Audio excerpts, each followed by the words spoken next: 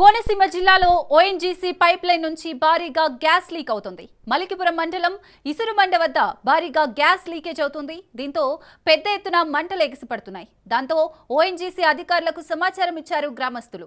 Pipe line నుంచి భారీగా gas leak అవుతుండటంతో గ్రామస్తులు ఆందోళన చెందుతున్నారు.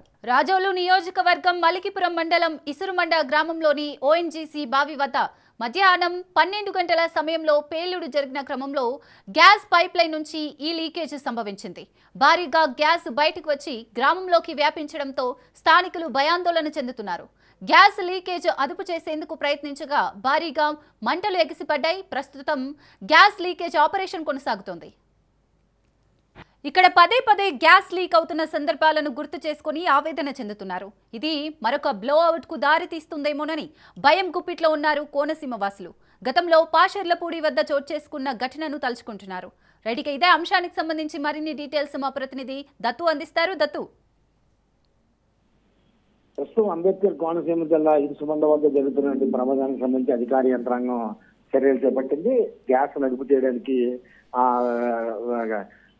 గుజరాత్ నుంచి టెక్నీషియన్ రావాల్సి ఉంది. వారు వచ్చేటప్పుడు కొంచెం సమయం పట్టే అవకాశం ఉంది. ఇక్కడ అందుబాటులో ఉన్నటువంటి సాంకేతిక పరిజ్ఞానాన్ని ఉపయోగించి కంట్రోల్ చేయడానికి చేస్తారు. అయితే ప్రస్తుతం కాలం చెల్లిన పైప్ లైన్ కారణంగా ఈ ప్రమాదం సంభవించినట్టు మనం భావించవచ్చు. అధికార యంత్రాంగం దీని మీద ఇంకా క్లారిటీ ఇవ్వాలి. కోనసీమలో గత 30 ఏళ్ళు బట్టి జరుగుతున్నటువంటి చమురు వెలికితీత పనుల్లో భాగంగా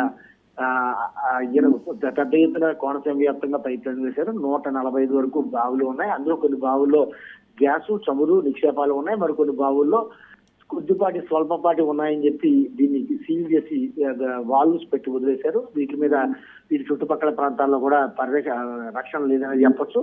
చాలా ప్రాంతాల్లో చాలా గ్యాస్ వాల్వుల మీద కూర్చుని కుర్రాళ్ళు ఆడుకోవడం, క్రికెట్ ఆడుకోవడం, వాటిని స్టంప్స్ కింద పెట్టుకోవడం కూడా మనం చూస్తూ ఉంటాం. కోనసీమలో ఇదంతా పరిపాటిగా మారింది.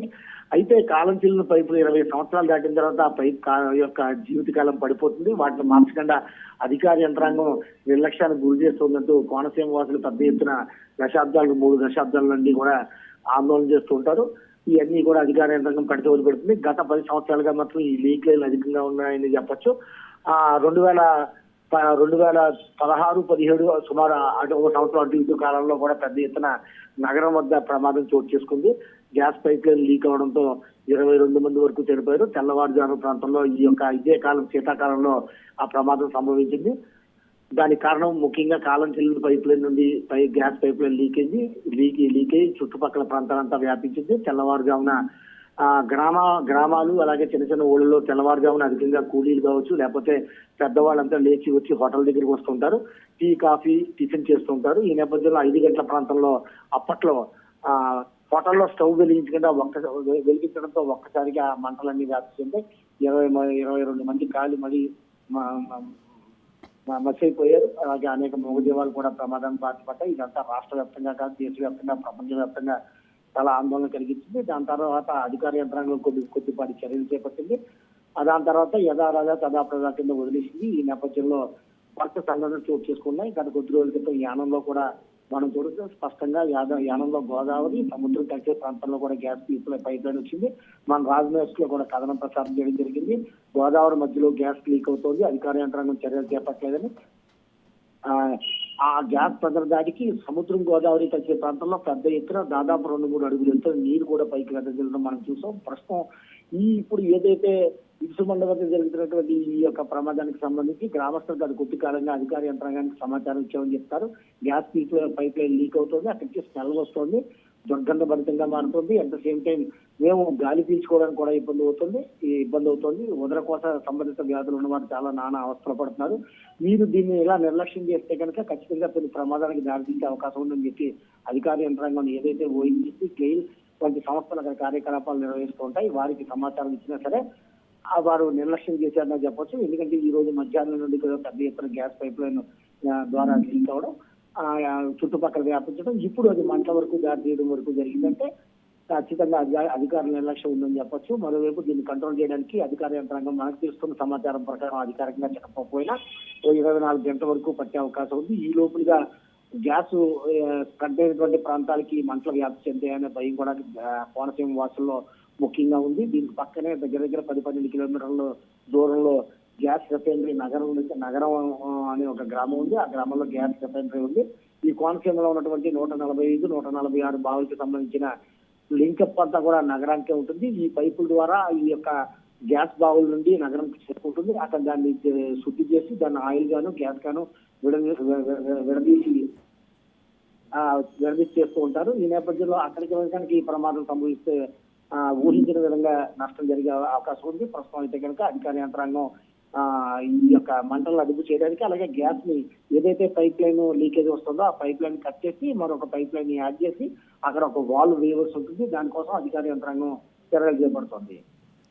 అయితే దత్తు, ఇప్పటి వరకు ఎంత మేర మంటలను అదుపు చేశారు? ఇది ఎంతవరకు కొనసాగే అవకాశం ఉంది ఇంకా?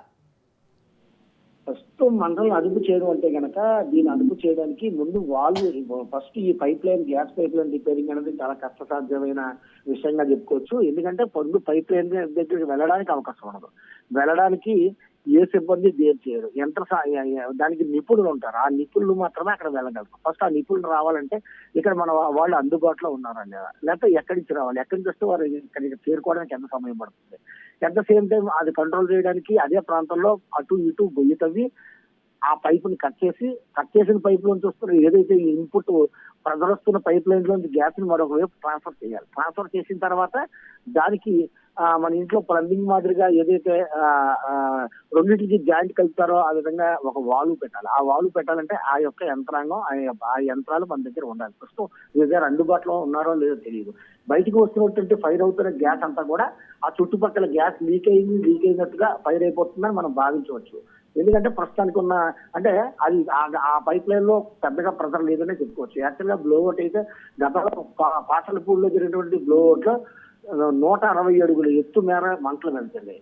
పెద్ద ఎత్తున దట్టమైన పొగ వ్యాపించింది. అదంతా పైకి వాతావరణంలో కలిసిపోవడంతో కొంతవరకు ఇబ్బంది లేదని చెప్పొచ్చు. చుట్టుపక్కల ఉన్న ప్రాంతంలో ఉన్నటువంటి దాదాపు వందలాది ఎకరాల్లో ఆ యొక్క వేడి తాకిడికి కొబ్బరి చెట్లన్నీ కూడా మాడి మసైపోయాయి. ప్రస్తుతం ఈ లేయర్ గ్యాస్ లేయర్ ఏదైతే లీక్ అవుతున్న లేయర్ ఉందో అది 5 అడుగుల నుంచి 10 అడుగుల మధ్య నేపథ్యంలో ఉందో కొంతవరకు ఊపిరి పీల్చుకోవచ్చని చెప్పొచ్చు. దీని మూలంగా ప్రజలకి శ్వాసకోశమైనటువంటి ఇబ్బందులు తలెత్తే అవకాశం ఉంది. ప్రస్తుతం మంటలు కంట్రోల్ చేయడానికి చుట్టుపక్కల ప్రాంతాలకు వ్యాపించకుండా ఉండడం కోసం నీరు పంపింగ్ చేస్తూ ఉంటారు.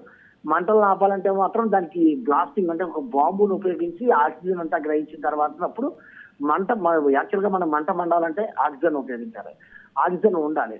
ఇప్పుడు ఆ చుట్టుపక్కల ప్రాంతంలో అంతా కూడా ఆక్సిజన్ లేకుండా చేయాలంటే దాన్ని అక్కడ ఒక బాంబ్ బ్లాస్ట్ అంటే ఓఎన్జీసీ అంటే బాంబ్ బ్లాస్ట్ అంటే మనం ఉపయోగించే బాంబులు కాదు. ఆ ఓఎన్జీసీ సంస్థల దగ్గర ఆయిల్ వెలికి తీసే సంస్థల దగ్గర ప్రత్యేకమైన ఒక బాంబుస్ ఉంటాయి. వాటి ద్వారా చుట్టుపక్కల ఆక్సిజన్ ని ఎప్పుడైతే నిల్ చేశారో మంట ఫైర్ తగ్గుతుంది. మంట ఫైర్ తగ్గిన తర్వాత లీకేజ్ ఉంటుంది. ఆ లీకేజ్ ని కంట్రోల్ చేయడం కోసం సాంకేతిక నిపుణులతో ఆ పైప్ లైన్ కట్ చేసి దానికి వాల్వ్ ఏర్పాటు చేసి ఆ ప్రజలను మరొక వైపు పంపించి ఈ విధంగా అంటే మనకు తెలిసిన పరిజ్ఞానంతో చెప్తున్న విషయం ఇది. అధికార యంత్రాంగంతో మాట్లాడినప్పుడు మనకి ఇచ్చి సమాచారం బట్టి చెప్తున్న మన సమాచారం ఇదంతా కూడా ఈ విధంగా చేయాలంటే చాలా కష్టసాధ్యమైన పని. ప్రస్తుతానికి అయితే కనుక చుట్టుపక్కల వ్యాపించకుండా నీరు పైపింగ్ పంపింగ్ చేస్తారు. అలాగే చాలా కొబ్బరి చెట్లు ఇప్పటికే దగ్ధం అయిపోవడం జరిగింది. మిగతా చెట్లకు ఎటువంటి నష్టం వాటిల్లకుండా మనకున్న సమయంలో మనకున్న సాంకేతిక పరిజ్ఞానంతో ఎటువంటి నష్టాన్ని నివారించవచ్చు అన్న దాని మీద అధికార యంత్రాంగం ప్రస్తుతం కృషి చేస్తుంది.